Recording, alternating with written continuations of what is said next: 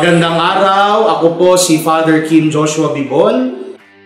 Binabati ko ang mga kabataan ngayong pinagdiriwang natin ang pandaigdigang araw ng mga bata. Mga bata, tandaan nyo, kayo po ang pag-asa ng mundo. Kayo ang pag-asa ng simbahan. Kaya manatili lagi kayo sa pagmamahal ni Jesus. Kaya yan ang pangarap namin para sa inyo. Maging mga huwarang tagapaglingkod din ng simbahan at ni Jesus balang araw. Muli, maraming salamat at Happy World Children's Day!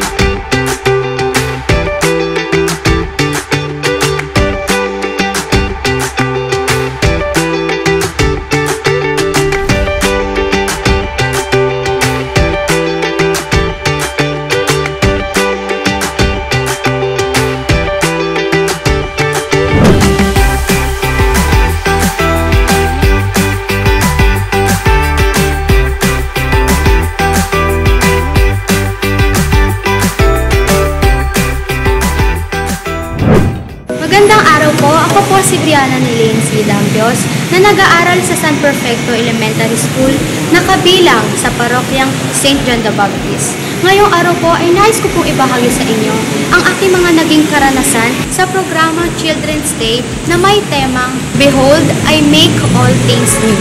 Para sa akin po, masaya po magkaroon ng ganitong programa dahil ang mga kabataan ay nagkakaroon ng tsansa upang ma-meet ang kanilang kapwa-bata. Sa ganung paraan po, ang kabataan ay nalilinang ang kanilang pagiging kapwa-tao, nagiging friendly po sila, at natututong ipagkaibigan, madidiscover ang kanilang mga talento, at ma-involve sila sa mga gawaing simbahan. Maraming salamat po, and God bless. Magandang umaga po. Ako po si Althea. Galing po ako sa sub-parish ng Our Lady of the Abandoned na nangangalang Holy Spirit Chapel. Medyo po marami pa po akong hindi kakilala and hindi po ka-close. Lalo na po yung mga taga-ibang parishes, yung mga ibang church, mga taga-ibang city. Hindi po ako familiar sa kanila. So medyo kinakabahan po ako at the same time. Ay nakakapag-enjoy naman po ako sa current experience ko po dito. Hi, ako po si Michelle Joy Planas. Nagmula po sa parokya ng Our Lady of Fatima, Mandaluyong. Dito po sa ating naganap po na Vicarial Assembly po, isa po ang aking natutunan po na dapat akayin lagi ang mga kabataan patungo kay Kristo. Kasi naniniwala po ako na pagdating ng panahon, sila rin ay magiging katulad ko na maging isang JCA shepherd. So yun lagi goal ko na pagdating ng panahon na makita ko ang mga kabataan na to na maging isang katekista. At sa araw na ito, sa mga kabataan po, isa lamang ang mapapayo ko na laging sundin ang kalooban ng Diyos. Ang kalooban ng Diyos na hindi ka ikapapahamak, kundi sa ikakabuti mo lagi. Yun lang, maraming salamat. Isang Mapagpalang araw po sa inyong lahat. Ako po si Mrs. Teresa Jimenez Rola, mother po ni Charmaine Jimenez Rola. Kami pong mag-ina ay naglilingkod po dito po sa St. John the Baptist Parish bilang miyembro po ng Pasadena Choir. Ngayong araw po ay nandito kami upang saksihan ang Children's Day.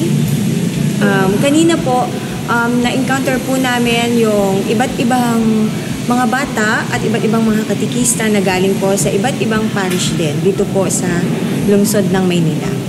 Dito po sa okasyong ito ay nagkakaroon ng interaction at socialization ang mga bata. Nagkakaroon po sila ng pagkakataon na ma-meet ang iba't ibang mga kabataan na kung saan ay naglilingkod din sa iba't ibang parish. Napakasaya po nilang tignan sapagkat nagkakaroon po sila ng bagong kaibigan, nami-meet po nila yung iba't ibang mga bata, iba't ibang edad, sa iba't ibang parish din po.